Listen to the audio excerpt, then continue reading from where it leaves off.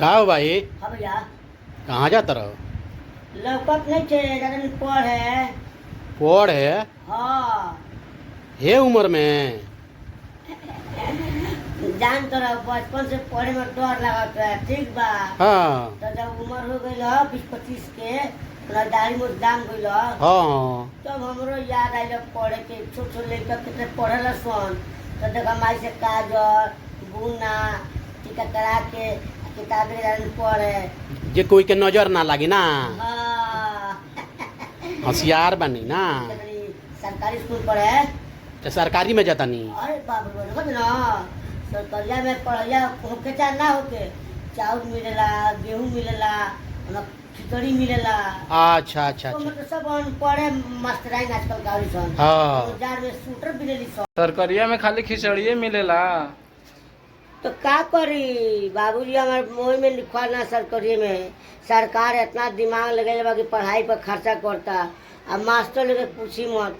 मास्टराइन लोग या तो स्कूटर मिलेला जड़वा में हाँ। आ ना तो देखे नहीं गर्मी में तो खाली मोबाइल चलावला लोग। ओ। हमने जो का जब यही से हम सोचनी बचपन से ना पढ़नी।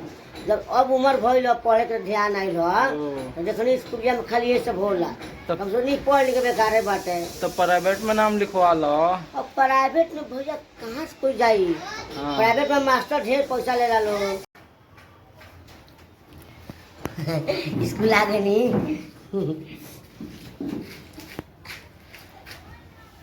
देखो तनी सरकारी स्कूल में आ जाने से मास्टर उठाए ना लगते क्लास ना गनी। अब मास्टर लोग आते नहीं गलो ना। बाबूजी लोग पैसे नहीं गए प्राइवेट में पढ़ा के। हमरा कोई मतलब बाटे भैया देखी भले उम्र में इतना उड़ा पढ़े बनी लेकिन दिमाग खुल गया। हाँ।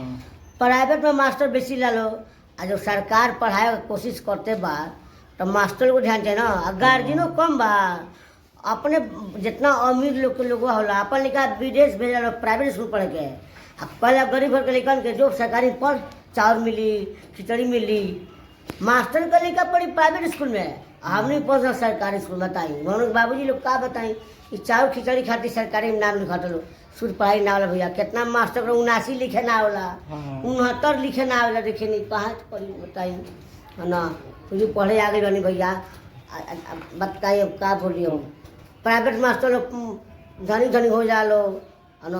अब गार्जियन के पैसा ना जुटल आते सरकारी में भेजा लो पैसों ना लगला उनके पैसों मिलेला हमनी के। हाँ और महीना का अंग्रेजिया में ना लोग कहला कौन कीप सिप स्कल सिप स्कल ऐसा ही कुछ बोला लो। पटना जन की पढ़े लो अभी तो नाम लिखो नहीं भैया है ना। सीधे नहीं पहले में हम आज आज मास्टर बेटा टिफिन जो 10 खाए तो सोचनी अभी क्लास कर जाता नहीं कहीं एक दो सब पढ़ ली ना। देखिए किताब मनोहर पथी दूध तला हाँ देश बगटता ये बाबूजी की नाम बताए ना। अच्छा नहीं आई जाता टिफिन होके जाता थे। टिफिन हो गई बात खा पी ली सन फिर पढ़े जाते मास्टर मरबो करा लो। आई बात कल कितना देखनी पत्रकार सब खोज खोज के पूछा कर सरकारी स्कूल में कि मास्टर लोग अच्छा पढ़ावलन कि ना। कोनो कोनो क्वेश्चन कोई देखल बानी।